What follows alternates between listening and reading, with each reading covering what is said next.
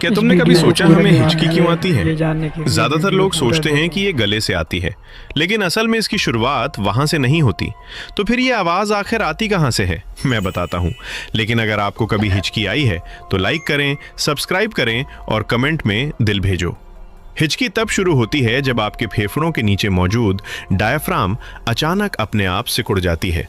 इस ऐंठन की वजह से आप तेजी से सांस अंदर खींचते हैं। जैसे ही हवा तेजी से आपके गले से नीचे जाती है, आपकी वोकल कॉर्ड्स बिना चेतावनी के अचानक बंद हो जाती हैं।